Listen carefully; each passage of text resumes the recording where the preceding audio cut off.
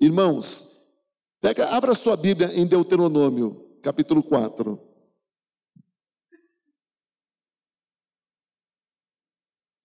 Deuteronômio, capítulo 4. Ontem nós estávamos no Fruto Fiel, lá de Manaus, irmãos, num sambódromo, o maior sambódromo do Brasil.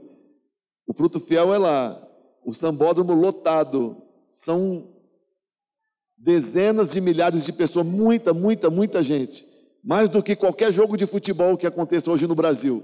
Um culto com dezenas de milhares de pessoas, muita gente. A gente ficou esperando para poder pegar o carro e sair de tanto trânsito que virou naquela região de Manaus por causa dos crentes da visão celular no modelo dos 12 reunidos para um Fruto Fiel.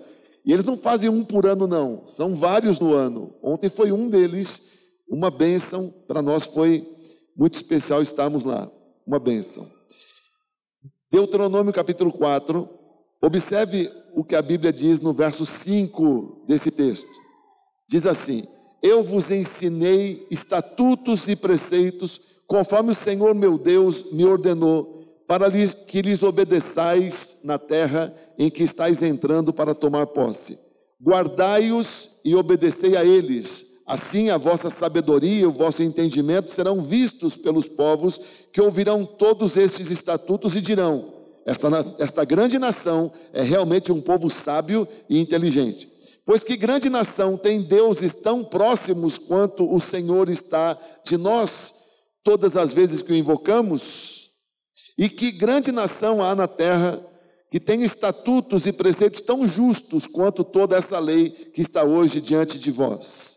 Apenas ficai atentos, ficai muito atentos, para não vos esquecerdes das coisas que vossos olhos viram, e para que elas não se apaguem do vosso coração durante todos os dias da vossa vida. Contai-as a vossos filhos e também netos. Que Deus nos abençoe diante da sua palavra. Amém, amigo? Sim, há uma pergunta no verso 7 que Moisés faz para o povo de Israel, uma pergunta de retórica, uma pergunta para fazer o povo refletir, para fazer o povo entender como nós somos bem-aventurados, como nós somos especiais. Moisés pergunta para o povo de Israel: dentre todos os povos da terra, que nação tem deuses? Os povos da terra têm deuses. Nós, assim como Israel, temos Deus. Mas que nação, que povo da terra tem deuses tão próximos quanto o Senhor está de nós, todas as vezes que o invocamos? Que povos da terra, que nações da terra têm deuses? Estão ouvindo? Tá. Tão próximos quanto Deus está de nós. Ora, eis aqui o primeiro grande motivo para nós nos sentirmos bem-aventurados, para nós nos sentirmos especiais na terra. Moisés diz para Israel: tem muitos povos na terra, e eles têm os seus deuses, mas vocês, Israel, são especiais, porque vocês têm Deus muito próximos de vocês. Nós temos Deus muito perto de nós. E Moisés diz: todas as vezes que invocamos o Senhor, Ele está ao alcance do nosso pedido de socorro. Que nação tem esse privilégio de ter o próprio Deus agindo em seu favor? Nós somos pessoas assim. Amém, amigo? Temos Deus muito perto de nós. Temos Deus conosco. Graças a Deus por isso. Somos um povo especial, porque temos o Deus vivo, o Deus criador de todas as coisas, o único Deus, também chamado Deus de Israel, é o Deus que está muito perto de nós. Amém, amigo? Está conosco, está nos ajudando, nos ensinando, nos capacitando. Amém? Ele é o Deus de Israel. Diga: o Deus de Israel está muito perto de mim. Diga: Ele participa da minha vida e eu participo dos planos dele. Você sabe por que Deus se chama Deus de Israel? Você sabe que Israel, você sabe,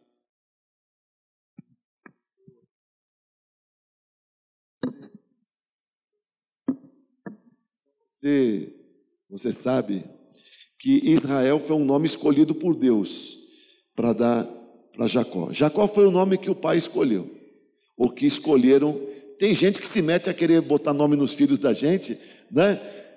Ah, põe esse nome, põe esse nome, põe esse nome. Mas Deus não sugere, Deus manda.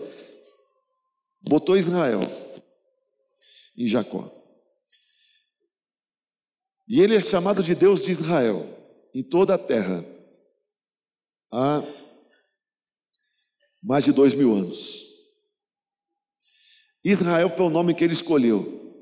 Israel foi o nome que ele deu lá em Peniel, um lugar chamado Peniel, quando Jacó passou uma madrugada com Deus, muito preocupado, porque ele não sabia o que ia acontecer no dia seguinte. Ele tinha uma promessa de que ele seria morto, ele tinha uma expectativa de que ele seria alvo de uma vingança, de que ele sofreria com a família dele da ira de Esaú. Ele sabia que Esaú estava vindo com 400 soldados, 400 homens na sua direção.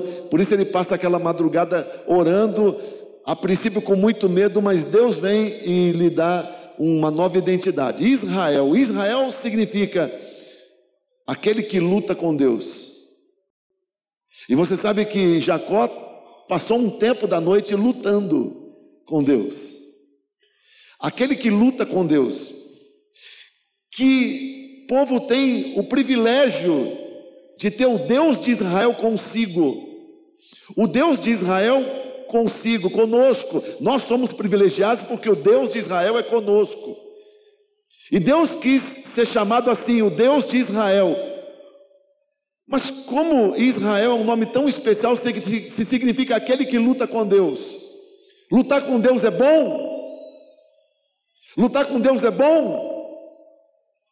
Olha, eu quero dizer para você que se você teve um pai que te educou, que muito provavelmente o seu pai brincava de luta com você.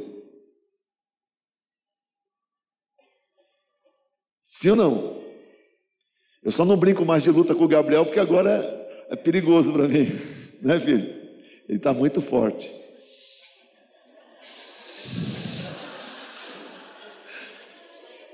Então, mas enquanto ele era pequenininho, eu brincava de luta com ele. Também com Paulinha. Marília era mais princesa sempre, né? Mas eu acho que com Marília também. Por que a gente brinca de luta com os nossos filhos? Por que a gente brinca de luta com os nossos filhos? Não é para machucá-los. Nunca machuquei nenhum filho. Nunca machuquei nenhum filho. Assim como o nosso Deus também não quer nos machucar.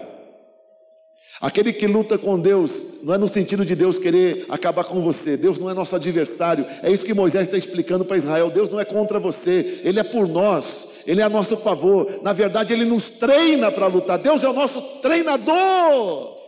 Você já viu que para você ser campeão, você vai ter que lutar muito com um treinador que vai ensinar para você como atacar, como se defender, como se prevenir, que golpes você vai sofrer, como desviar os golpes, como acertar e como nocautear o seu adversário.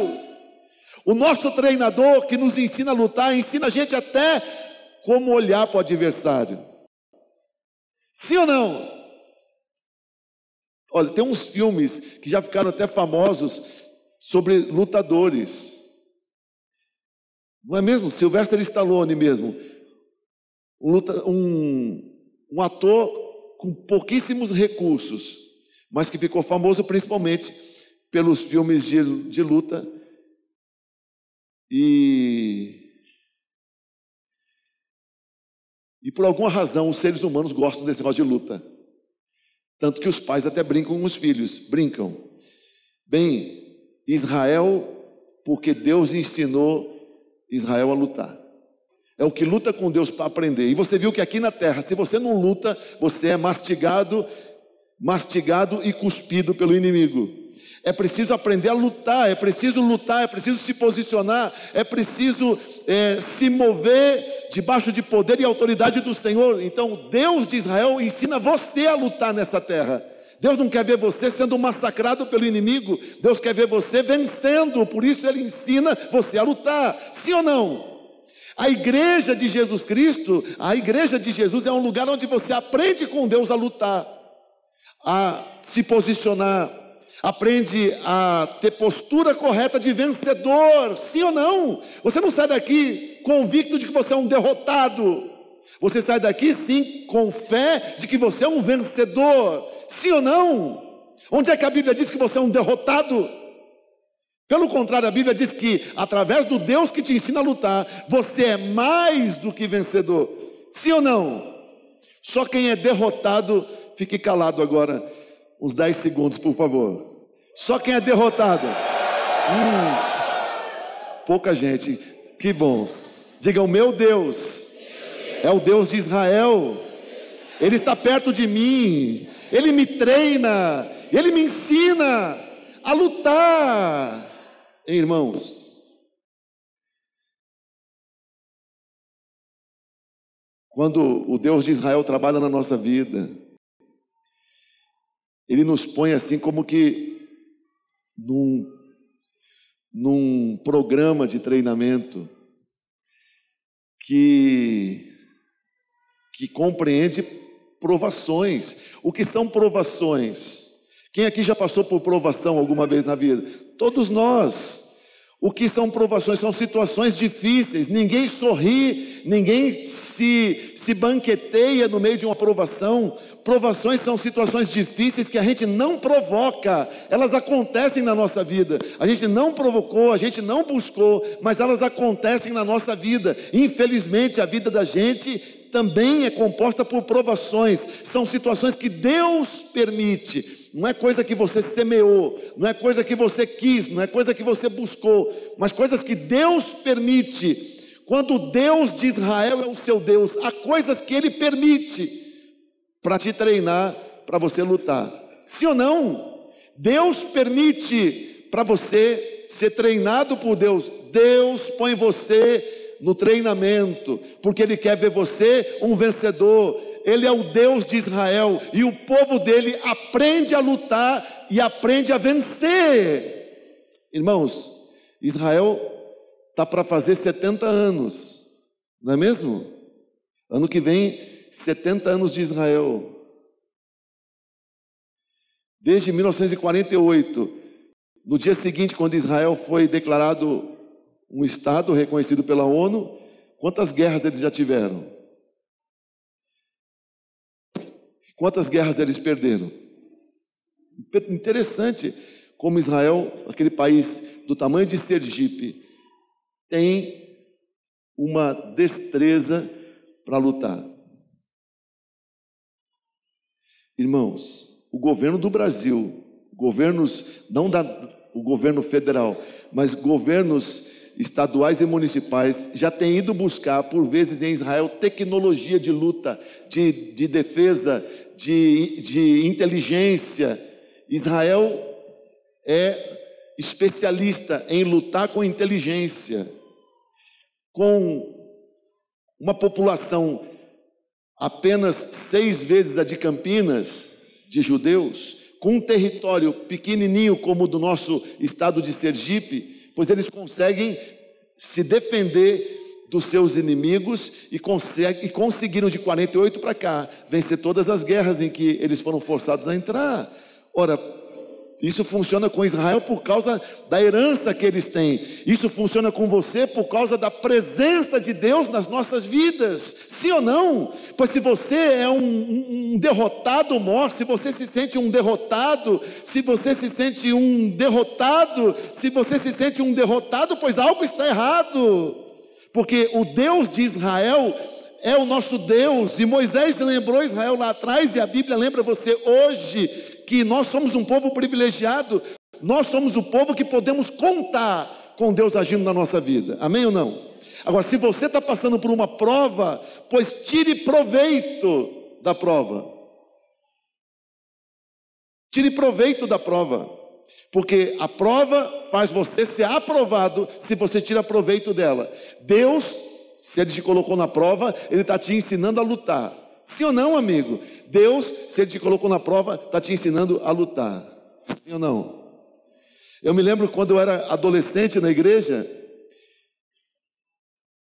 e eu precisava arrumar o meu primeiro emprego. E era tão difícil arrumar emprego, ninguém me ajudava a arrumar emprego. Pelo contrário. Mas eu precisava arrumar emprego, eu não sabia como fazer, mas eu aprendi que podia orar pedindo emprego.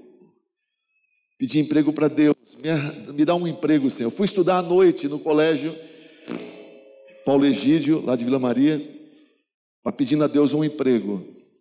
E eu sonhei com o lugar onde eu estava trabalhando. Um daqueles dias em que eu estava desesperado, precisando de um emprego. Passados um ou dois dias, um moço chamado Lenivaldo, de uma cidade lá do sul da Bahia, chega para mim no colégio à noite. Eu nunca tinha visto esse moço, não conhecia esse moço até então, e ele vem até mim e diz assim: você está precisando de trabalho? Eu disse: sim, estou procurando emprego. Pois lá na minha empresa precisa de uma pessoa, você quer ir lá? Eu disse: sim, onde é a sua empresa? Por favor. E ele marcou comigo, me levou no outro dia, eu já fiquei trabalhando lá. E quando eu sentei na mesa que me deram, na empresa, e eu vi o sonho que eu tinha tido era exatamente naquele lugar. O lugar onde eu sentei, a mesa que me deram, a sala onde eu trabalhei, a janela que tinha do lado direito, a visão que eu tinha da janela, o pátio da empresa, exatamente como eu tinha sonhado. Não é sonhado porque era uma coisa maravilhosa, sonhado porque foi ali que Deus me colocou. Por que Deus me colocou naquele emprego? E aí eu olho que o tempo que eu fiquei ali foi um tempo de treinamento. Porque Deus estava me colocando na prova, ali foi prova. Deus estava me colocando na prova, e aí vem uma sucessão de provas, porque Deus está treinando a gente para a gente poder fazer o que Ele quer que a gente faça, sim ou não? Ora, se você vê hoje um pastor, um servo de Deus, executando certas tarefas, você pode ver que no passado dele teve muita prova. Quanto mais prova, pois quer dizer mais treinamento que Deus está te dando para você poder fazer as coisas para Deus. Amém, amigo? Por isso, amigo, ninguém fica pedindo prova. Eu não vou pedir para você pedir prova para Deus, mas as provas vêm, porque Deus está ensinando você a ser servo do Deus de Israel. Deus ensina você a lutar. Amém ou não amém? A tal modo que uma guerra não vai fazer você tremer, não vai fazer você querer desistir, não vai fazer você querer morrer. Você enfrenta as guerras, porque Deus te treinou para isso. Sim ou não? Esse é o nosso Deus. O Deus que é conosco, o Deus que nos ensina a lutar, o Deus que está ao alcance do nosso rogo. Isso Moisés falou para Israel. Que outro Deus há que seja tão próximo do seu povo quanto o Deus de Israel, e que esteja ao alcance da nossa invocação. Sim ou não? Se é verdade isso, dá um aplauso bem lindo para ele.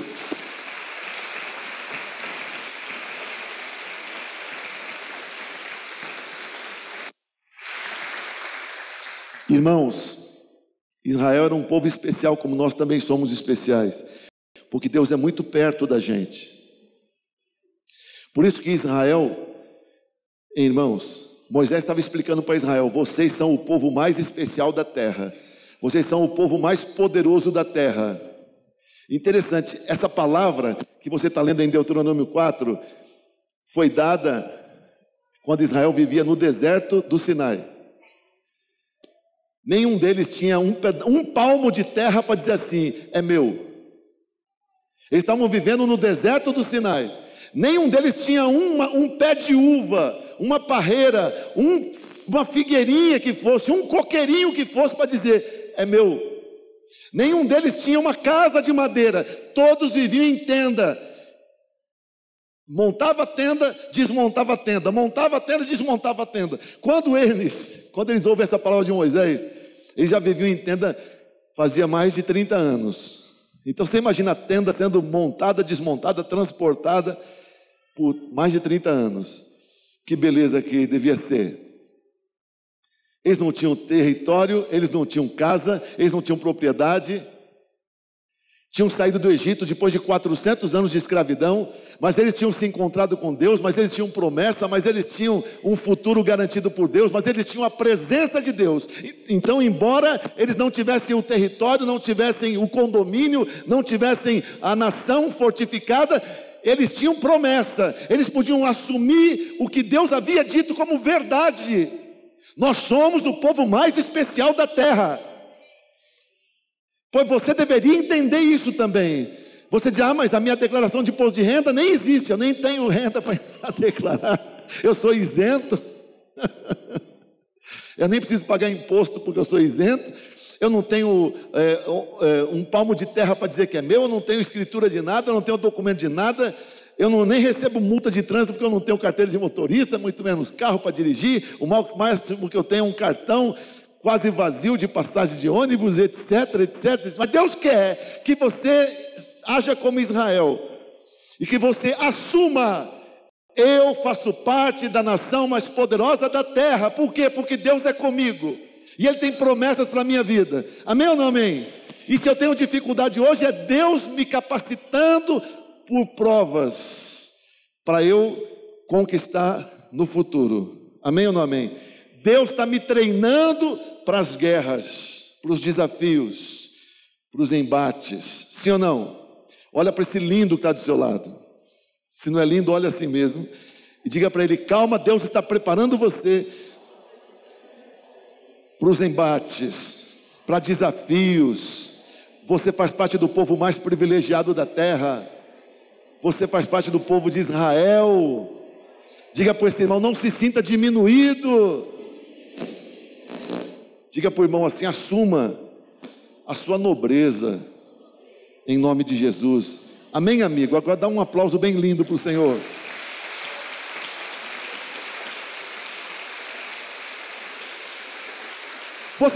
Você tá vivendo no deserto, o deserto que é quente para chuchu de dia, que é frio para chuchu de noite. Você está vivendo no deserto onde vocês ficam andando em círculos, andando sem destino certo, esperando uma promessa chegar. Vocês estão vivendo no deserto e Deus diz: vocês são o povo mais privilegiado da terra. Precisa ter muita revelação para entender isso. Eram sim o povo mais privilegiado.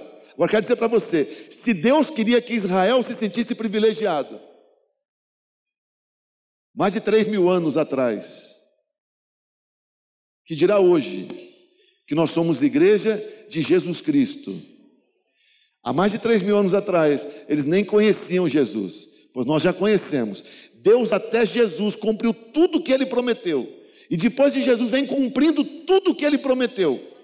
Se Israel tinha da parte de Deus uma convocação para que se sentisse o povo mais privilegiado da terra, quanto mais você, igreja do Senhor Jesus Cristo, tem todos os motivos para assumir que vocês são o povo privilegiado de Deus. Amém ou não?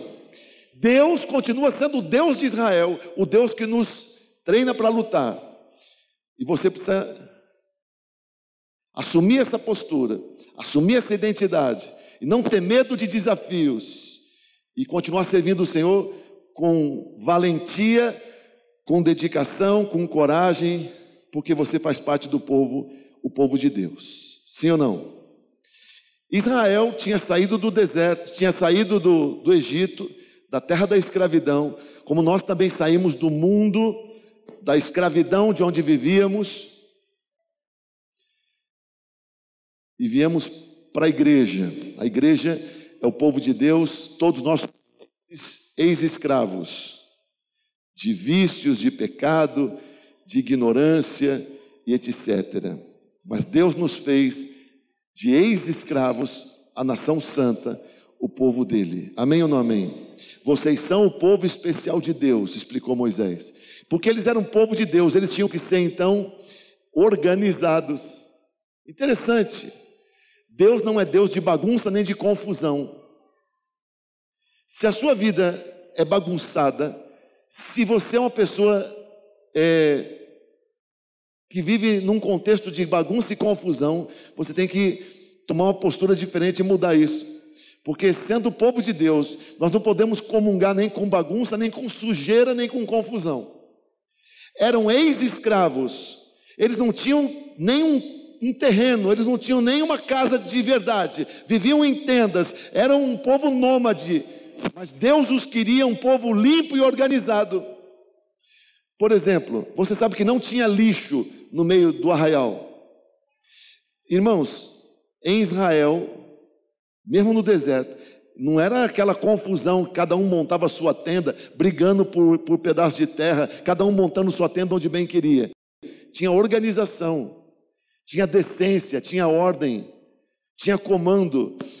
A referência sempre era o tabernáculo. O tabernáculo era montado no lugar que Deus decidia, e a partir do tabernáculo havia a ordem onde cada tribo deveria se colocar. Havia um momento de estabelecer-se, havia um momento de preparar-se para partir, um momento de partir, tudo organizado. E sem lixo. Meu Deus do céu, a Bíblia diz que o lixo deveria ser colocado do lado de fora do arraial e enterrado. Deus se preocupou até com o banheiro de Israel. O banheiro de Israel tinha que ser limpíssimo. Aliás, os banheiros frequentados pelo povo de Deus têm que ser limpíssimos. Olha, quando você vai num banheiro, você tem que deixar ele mais limpo do que quando você chegou. Porque você faz parte de Israel. Se você tem deixado o banheiro mais pior do que quando você chegou, tem alguma coisa errada com você. Pode mudar de postura. Ora, Deus se preocupou com o banheiro? Sim, senhor. Se preocupou com tudo. Israel era um povo especial, como nós somos especiais. Nós temos mais razões ainda para sermos especiais, porque temos Jesus, como eu já disse. Então Deus diz assim, num texto da lei, num texto da Bíblia: todo israelense vai ter uma pazinha, uma pequena pá. E quando ele tiver que fazer as suas necessidades, ele sai do arraial, ele vai do lado de fora do arraial, ele vai fazer sua necessidade e vai enterrá-la com a sua pá. E volta com a sua pá e guarda. Deus não queria saber de sujeira, nem dentro do arraial, nem em volta do arraial. Porque nós somos povo de Deus, nós temos que ser limpos, organizados. Deus disse: vocês têm que ser santos. Quando Moisés explicou para o povo que eles deveriam ser limpos e organizados, Moisés disse assim: sabe por que vocês têm que ser limpos? Porque Deus, o Deus de Israel, anda no meio de vocês. Porque Deus, o Deus de Israel, passeia no meio de vocês. E Ele tem que encontrar vocês sempre da melhor maneira.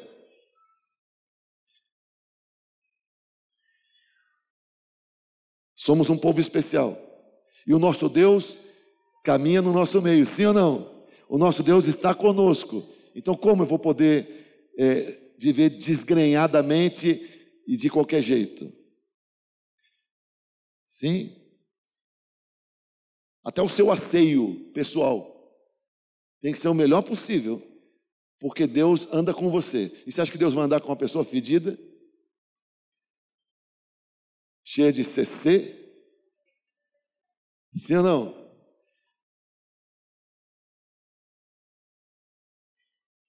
Então você trata de se cuidar bem, porque você faz parte de um povo muito especial, o povo de Deus. Sim ou não? Você faz parte de um povo especial, o povo de Deus. Esses perfumes que a gente compra e que paga tão caro. Tem uma pastora, que eu não vou dizer o nome dela, começa com Rá, termina com El. Não pode dizer. Que ela tem um perfume que ela diz que é o perfume dela, que ela ama, e que custa R$500 um vidrinho, aqui no Brasil. Olha só que... Por que essa pastora, que eu não revelei o nome, ela gosta justo do perfume que custa R$500 um vidrinho? E...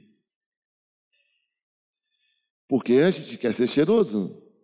Agora, esses perfumes que você chega a pagar R$500 num vidrinho, eles foram feitos a partir do quê? A partir de coisas que Deus criou. Esses perfumes são inspirados em quem? São inspirados principalmente nas flores que Deus criou. Sim ou não? nas flores que Deus criou, e como tem uma variedade de cheiros, de odores maravilhosos no nosso mundo.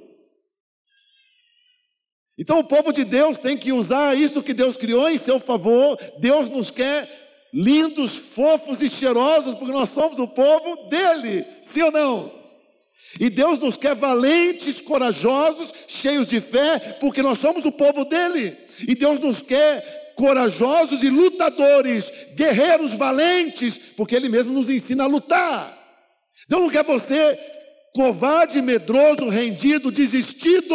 Deus quer você corajoso, valente, intrépido, porque você faz parte do povo de Israel. O Deus de Israel é seu Deus. Sim ou não, amigo? Sim. Esse sim está muito medroso. Dê um sim com valentia. Sim ou não? Aí, meu Deus, agora foi bom. Então nós somos o povo de Deus. Que povo tem Deus tão perto de si quanto nós? Igreja do Avivamento. Deus é por nós. Quem será contra nós? Amém? Sim, nós somos um povo especial, explicou Moisés nesse texto, porque nós temos mandamentos, preceitos, estatutos. Olha o verso 5 desse texto de Deuteronômio 4. A Bíblia diz assim: eu vos dei estatutos, eu vos dei preceitos, conforme Deus ordenou, para que vocês obedeçais a tudo isso na terra que vocês vão tomar posse. Guardai-os e obedecei a eles. Deus nos quer um povo instruído nos seus preceitos, nos seus ensinos. E o mesmo texto faz questão de dizer que esses mandamentos são muito valiosos. Não são mandamentos para nos tornar um povo boboca, um povo bobo. Pelo contrário, os mandamentos de Deus, todos os mandamentos de Deus transmitem para nós nobreza de Deus. Irmãos, tudo que Deus diz para você não pode, não é para te prejudicar. Tudo que Deus diz para você que não pode, é para conservar tua nobreza, tua honra. Tudo que Deus diz, tudo que Deus manda você fazer, nada é para te prejudicar, é para te dar nobreza e honra. Nenhum mandamento de Deus é pesado, nenhum mandamento de Deus é prejudicial para nós. E o mandamento que Ele manda a gente dar do nosso dinheiro, pois até isso que Deus manda a gente ofertar, honrá-lo para o sustento da obra dele, Deus diz: me prove, faça prova de mim, se eu não vou lhes conceder uma bênção tal, que dela vos advenha a maior abastança. Quantos acreditam que Deus abre portas para nós? Quando Jesus diz que Ele tem até as chaves da morte e do inferno, significa que Ele tem o poder de abrir todas as portas. E a gente costuma pedir a Deus: abre porta, abre uma porta para mim. Mas Deus diz, no texto que Ele fala para a gente dar dízimo, e Ele diz: faça prova de mim, e eu vou abrir para vocês comportas. Eu pergunto para você, o que é uma comporta? Porta é aquilo que a gente tem ali, ó. A porta normalmente tem 82 centímetros. Uma porta normal de casa, 90 centímetros. Porta de banheiro, 60 e poucos centímetros. Mas o que é uma comporta? Comporta é uma comporta. Uma porta enorme. Que quando... Ei, irmão, você já foi em Itaipu? Você já foi lá em Itaipu, lá em Foz do Iguaçu? Na divisa do Brasil com o Paraguai? Você já viu aquelas comportas que tem lá? Meu Deus, se abrir uma comporta daquela, quem estiver na frente morre. Porque quando uma comporta se abre, vem uma inundação. Pois Deus diz: pois faça a prova de mim, se eu não vou abrir comportas. Então Deus é o Deus que, além de ter chaves de portas, Ele tem comportas. Então tudo que Deus manda a gente fazer, o ensino de Deus é para nos fazer nobres. O ensino de Deus é para nos conservar nos valores. O ensino de Deus é para nos conservar honrados. Nada, nenhum ensino, nenhum mandamento, nenhum preceito é para nos humilhar. Todos para nos edificar, todos para nos fazer dependentes dEle e parecidos com Ele. O prazer de todo pai é ver o seu filho parecido consigo. Pois o prazer do nosso Deus é nos tornar parecidos com Ele. E os mandamentos de Deus é para implementar em nós o caráter dele em nós. Então Moisés explica para Israel: vocês são um povo muito bem-aventurado, porque vocês têm preceitos, mandamentos, ensinamentos muito especiais da parte de Deus. Que povo especial, que tem um sistema de ensino excelente. Você veja como a Igreja Batista Vida Nova, na Igreja Vida Nova nós nos esmeramos, nos esforçamos para que o ensino seja o melhor possível. Olha agora o que está acontecendo aqui. O que está acontecendo? Está todo mundo com a sua Bíblia, quem não está deveria estar com a sua, e eu estou dando uma aula de Bíblia. Estamos aqui com as nossas Bíblias abertas, e durante 40 minutos do culto, sendo que já anteriormente no culto de 2h15, 2h30, já se falou de Bíblia várias vezes, mas todos os nossos cultos, nós temos Bíblia aberta e estudo da Bíblia. Irmãos, até em despedida de solteiro da igreja, tem ensino bíblico. Não é mesmo? Eles não deixam ir nas despedidas de solteiro aqui da igreja, porque eles fazem umas maldades com os noivos. Tem uns noivos aí pedindo, implorando para eu ir. Vou começar a ir. O duro é que quem vai casar fez maldade com quem já casou. Não é mesmo? Mas é noivo com perna depilada, é noivo com unha pintada, é noivo com tinta de impressora no corpo, toner de impressora. Fazem umas maldades, né? Com os noivos. Mas antes da maldade, sempre tem texto bíblico. Não é mesmo? Até antes de passar tinta de impressora nos coitadinhos dos noivos, tem texto bíblico falando de vingança. Minha é a vingança, diz o Senhor. Então você fez isso com noivos que casaram, chegou a sua vez agora, não é? Qualquer dia desse eu vou quebrar essa sequência, falar de misericórdia. Não sei quando vai acontecer isso. Acho que quando meu filho for casar, eu faço. Tá bom, Gabriel? Vou livrar você dessa. Irmãos, você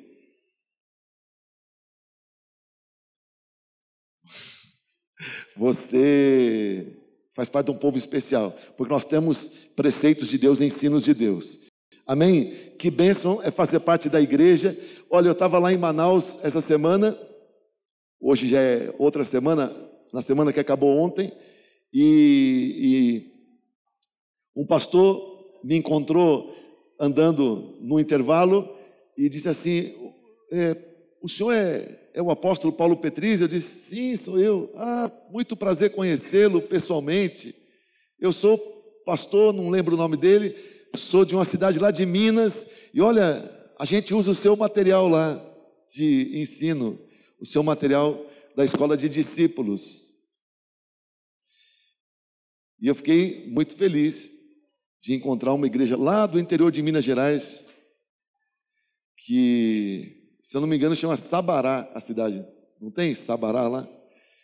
Um pastor que eu não conhecia pessoalmente, que está usando o nosso material lá. E assim tem vários. Que bênção, nós, além de termos a nossa estrutura aqui, que favorece, que abençoa a nossa igreja, Vida Nova, as nossas bases, as igrejas que a gente dá cobertura, mas também outras igrejas de fora. Graças a Deus por isso, porque nós temos transmitido os ensinos do Senhor. Isso nos torna um povo especial. O povo de Deus não pode ser um povo ignorante. Ignorantes são as pessoas que servem ao diabo. Ignorantes são as pessoas que não conhecem a Deus. Mas nós temos a bênção de conhecer o Senhor e de obedecê-lo com seus mandamentos que nos abençoam, que nos edificam, que nos honram. Amém, amigo? Diga: eu faço parte de um povo especial que preza pelo ensino. Aproveito para pedir para você, pelo amor de Deus, não ignore os convites e convocações da igreja para você se matricular nos cursos. Você precisa tirar o melhor proveito do que a igreja te oferece. Você não tem desculpa para ser ignorante na Igreja Batista Vida Nova. Deus quer você instruído na palavra. Aproveite as oportunidades. Semana passada tivemos uma formatura aqui com mais de 180 discípulos se formando. Não é possível que você vai ficar de fora disso. Amém ou não amém? Até curso de oratória agora tem, para abençoar você. Amém, amigo? Para você falar bonito, para você falar melhor. Graças a Deus. Povo especial, porque é o povo do Deus de Israel. Porque o povo tem ensino que muda o caráter das pessoas. Amém ou não amém? O ensino que entra em nós e nos muda por dentro e que muda o nosso caráter. Se você olhar o verso 6 de Deuteronômio 4, a Bíblia diz assim, Deus fala assim por Moisés: a vossa sabedoria e o vosso entendimento serão vistos pelos povos, que dirão, esta grande nação é realmente um povo o quê? Sábio e inteligente. Ora, meu Deus do céu, eles tinham acabado de sair lá do Egito, 430 anos lá, sabe o que eles faziam no Egito, irmãos? Tijolo. Eles eram especialistas em fazer tijolo, e tinham lá seus pequeninos rebanhos, que eles cuidavam dos seus rebanhos nas horas que sobravam do trabalho de fazer tijolo para as construções do Egito. Eles amassavam barro com palha para poder fazer argamassa e confeccionar tijolos. Agora eles estão lá com Moisés no deserto, e Deus diz, pois eu quero fazer destes escravos, ex-escravos, escravos libertos, eu quero fazer a nação mais sábia e inteligente da terra. Ora, ninguém ali, só tinha um ali que tinha estudado em universidade top, que tinha feito curso particular, universidade top, e tido os melhores professores do Egito, chamava Moisés. O restante eram amassadores de barro mesmo, gente da marginalidade do Egito. Mas Deus disse, vocês vão ser um povo sábio e inteligente. Pois tem gente aqui, talvez, que não tenha tido oportunidade de estudar, ou que tenha feito muito mal os seus estudos antes de conhecer o Senhor, que veio para a igreja com dificuldade até de ler a palavra, quanto mais entender a palavra, mas só que você chega na igreja e Deus transforma isso. A presença do Espírito Santo em nós, uma das coisas que ela faz é agir no nosso intelecto. O Espírito Santo de Deus faz você ficar mais inteligente. A convivência na igreja desata a nossa mente, desperta a nossa capacidade de aprender as coisas. Deus nos torna na igreja cada vez mais inteligentes e sábios. Sabedoria é um dom que Deus dá copiosamente a todo que pede, diz a palavra do Senhor, porque Deus nos quer um povo sábio e um povo inteligente. Amém ou não amém?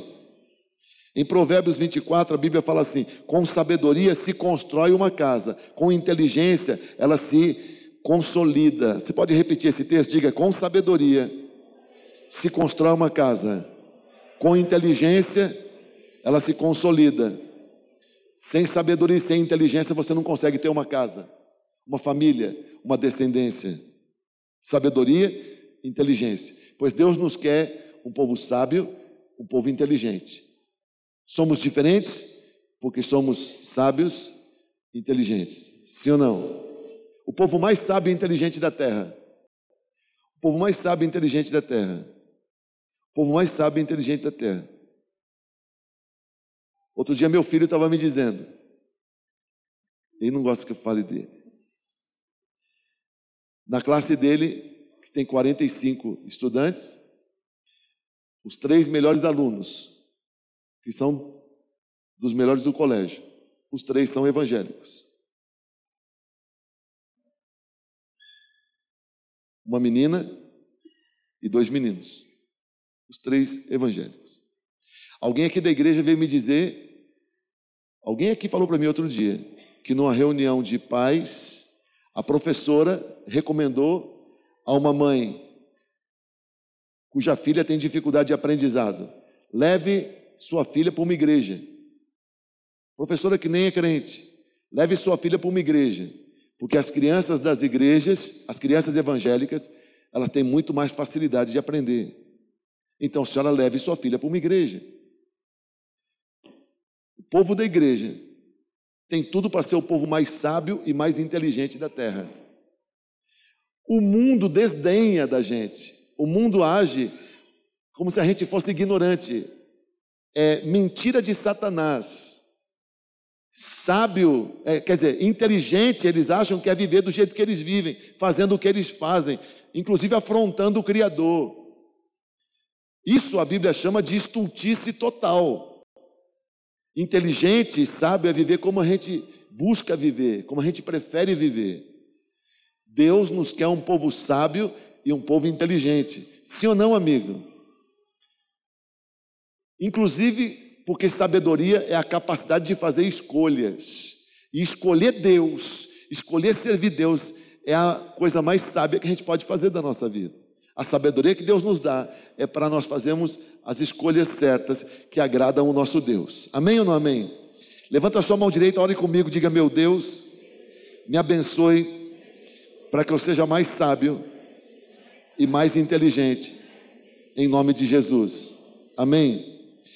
Irmãos, quando eu fui entrar na faculdade de teologia, eu fiz um exame de QI, porque a faculdade exigia um exame psicotécnico, um exame de conhecimento bíblico, um vestibular, com conhecimento bíblico, com língua portuguesa, com inglês, e também exigia um exame, um teste de QI. Depois eu mudei para o Rio de Janeiro e antes de terminar o curso de teologia, o seminário fez um teste de QI. Todos tinham que fazer outro teste de QI. Fiz um para entrar e um para sair, para ver se eu tinha ficado menos ignorante. E naquela época, vai fazer 30 anos que eu terminei aquele curso, as pessoas valorizavam muito o QI. Ah, tem QI de ostra, tem QI de gênio, né? O número do seu QI, quociente de inteligência. Por que hoje em dia a gente não se importa mais com isso? Por que hoje em dia a gente não fica fazendo exame para medir o nosso quociente de inteligência? Porque isso caiu em desuso. E hoje em dia as pessoas descobriram que conhecimento não é o principal. Você veja que quem tem um computadorzinho na mão aí, um telefone, você pode acessar conhecimento, informação com tanta facilidade. É só ter a senha de um Wi-Fi aí, que você já acessa.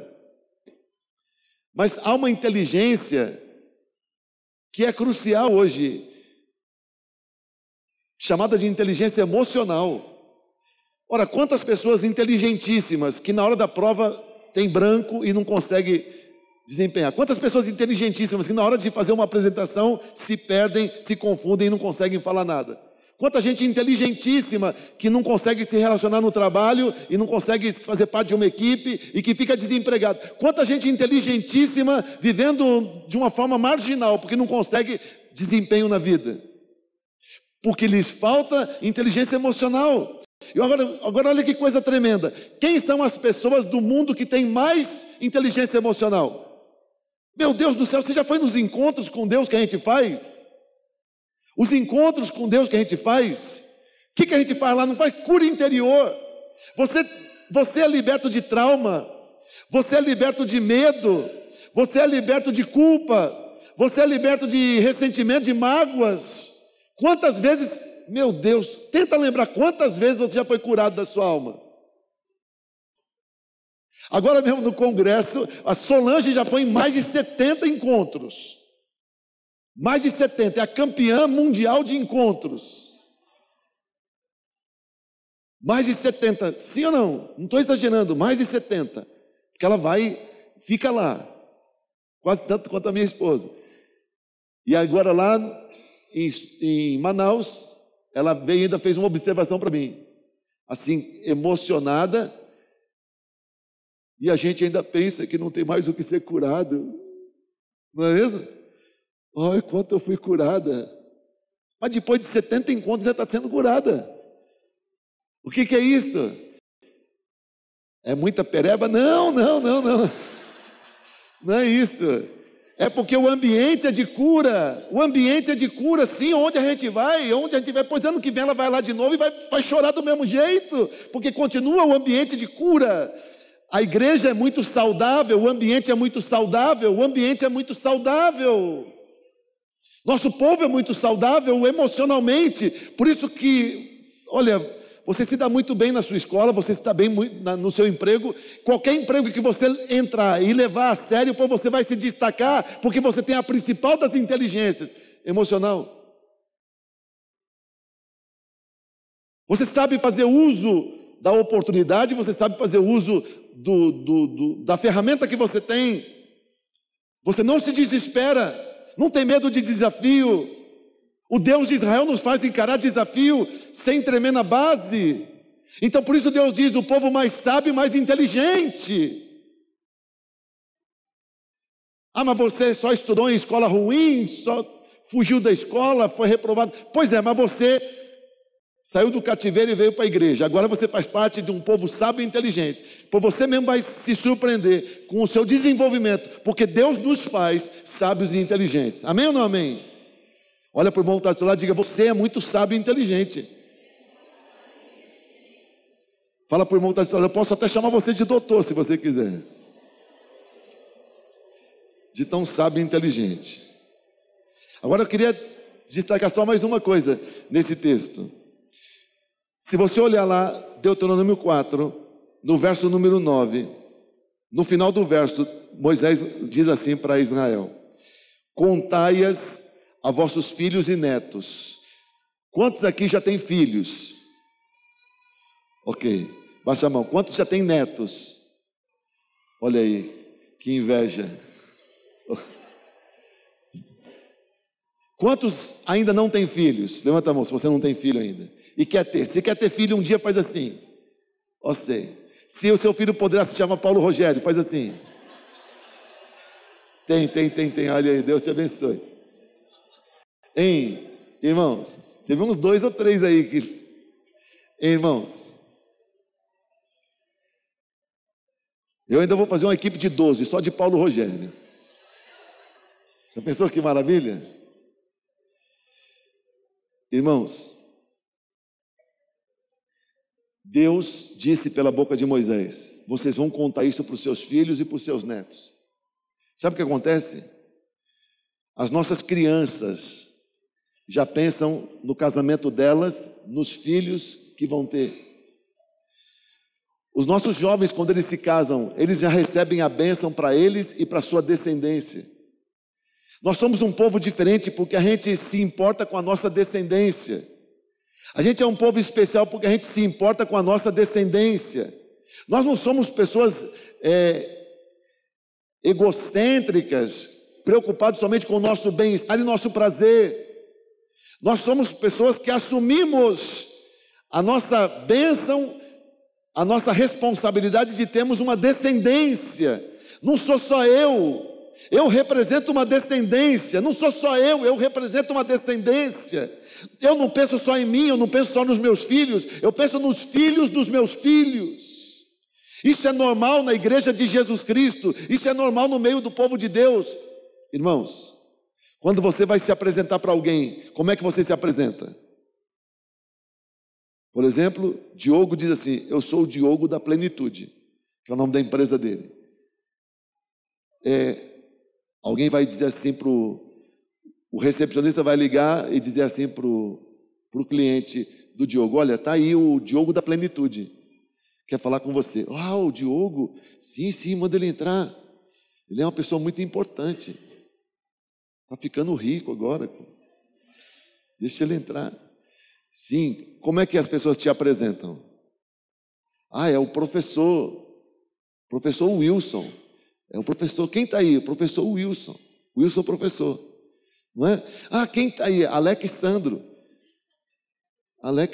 pastor Alexandro. Sim. Como que você se apresenta? Como é que as pessoas te apresentam? Ah, é a Paulinha. Paulinha não, Paula. É a Paula. Paula Petrizzi. Como que as pessoas te apresentam? Sim, as pessoas têm a forma de gostar de se apresentar. Agora, Deus, o próprio Deus, Como que ele se apresenta? Você sabe que Deus tem um nome que ele revelou dele. Há um nome.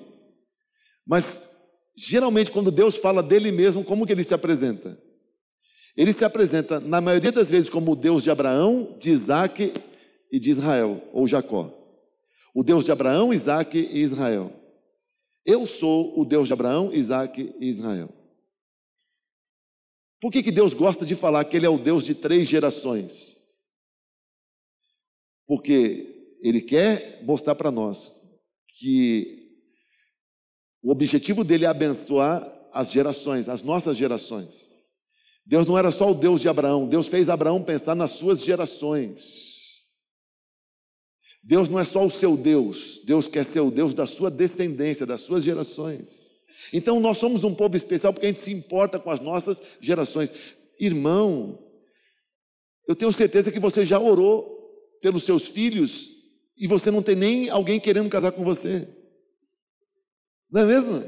Você já orou pelos seus filhos e você não tem ninguém ainda interessado orando por você, pelo menos que você saiba. Mas já ora pelos seus filhos.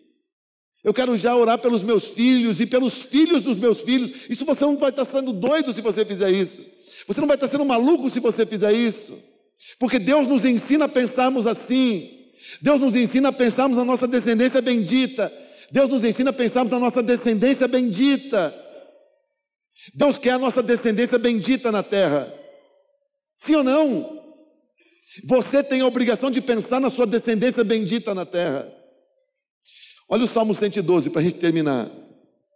Salmo 112.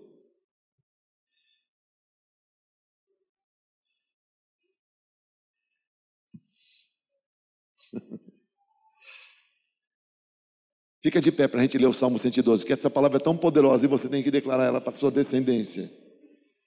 Olha o Salmo 112, os versos 1, 2 e 3. Olha, eu garanto a você que aqui, nesses 3 versos, tem tudo o que você quer para o seu futuro. Salmo 112, 1, 2 e 3. Olha o que diz a palavra do Senhor.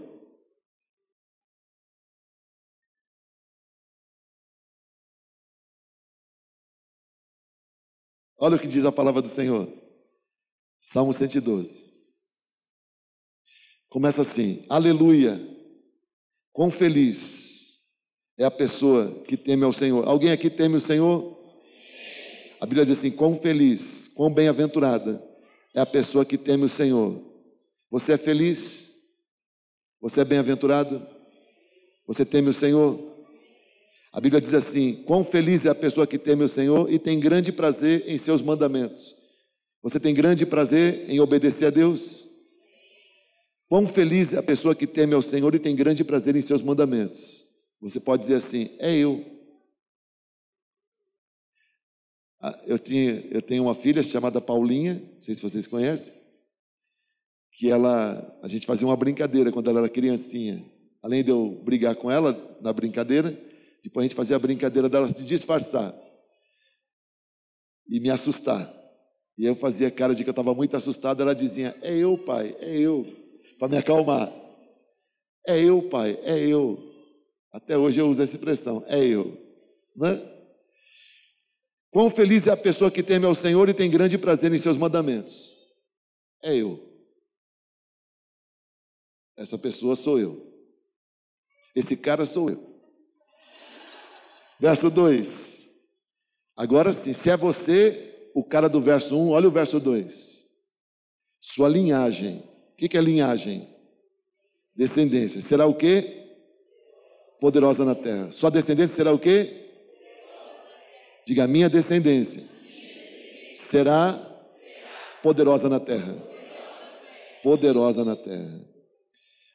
Abençoada geração de homens íntegros. Diga: minha descendência será poderosa na terra. Uma abençoada geração de pessoas íntegras.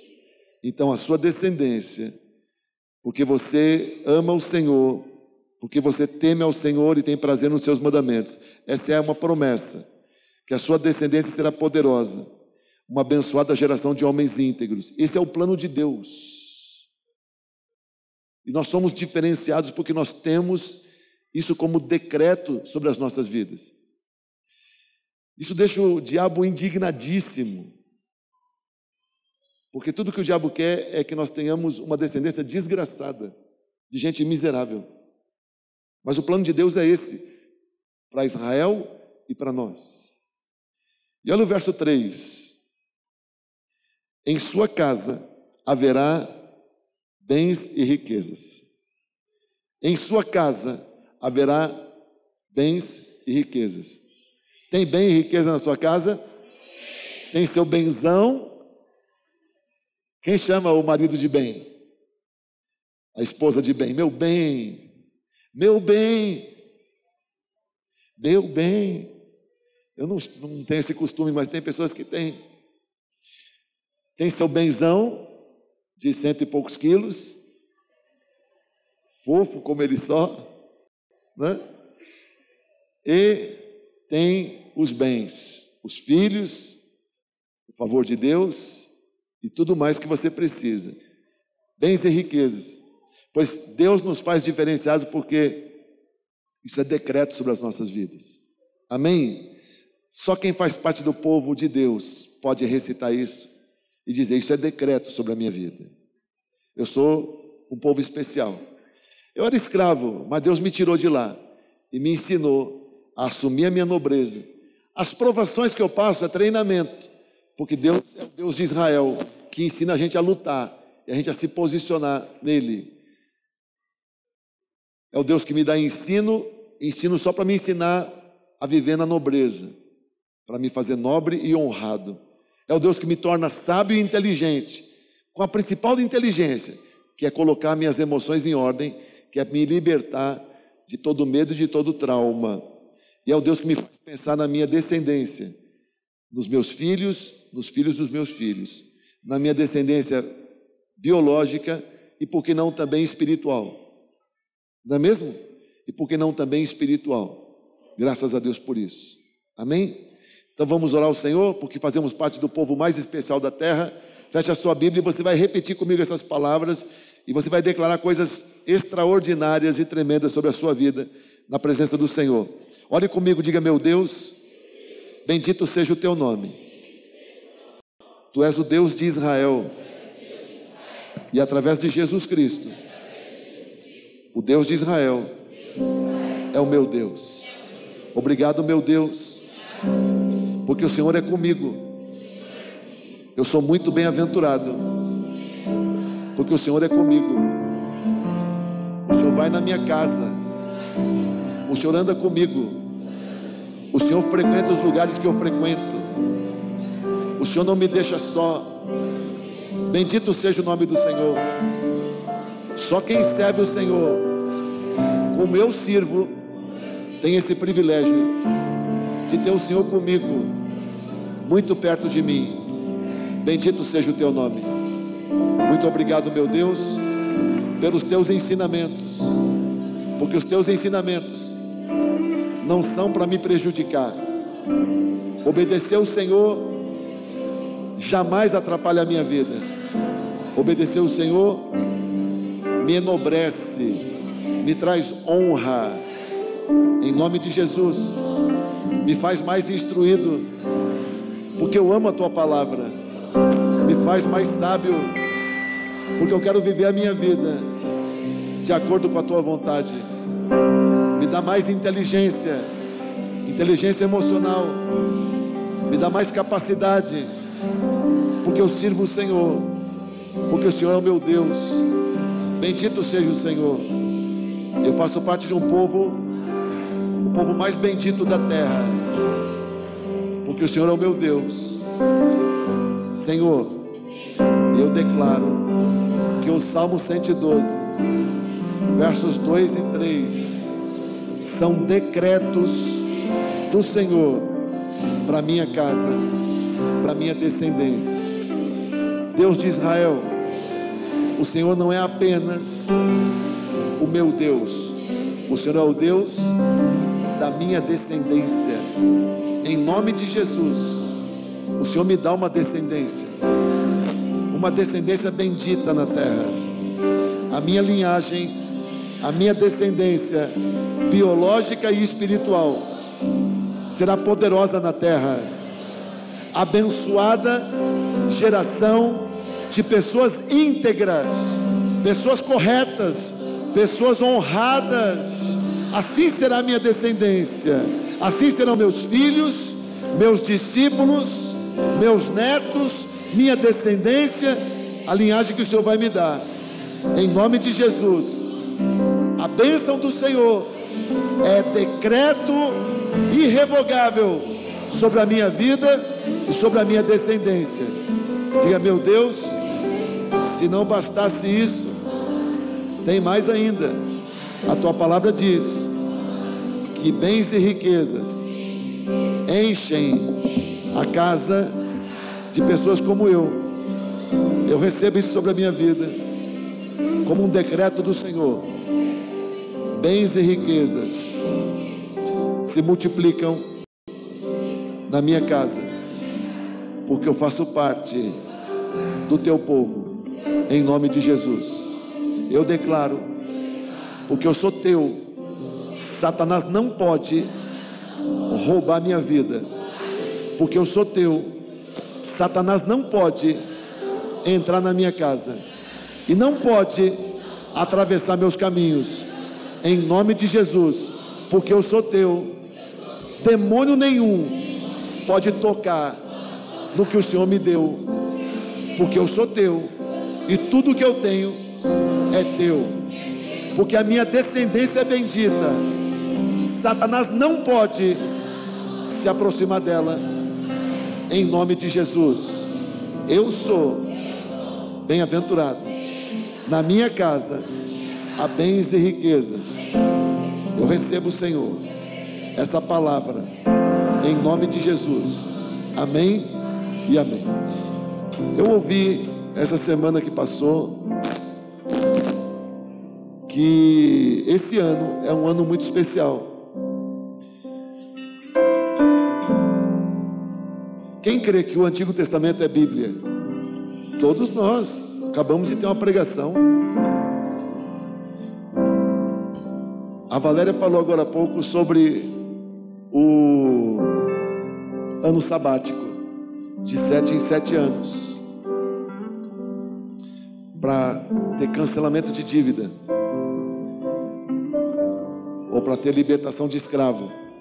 Ok, mas eu ouvi essa semana que esse ano aqui que nós estamos vivendo é um ano especial, porque é ano de jubileu.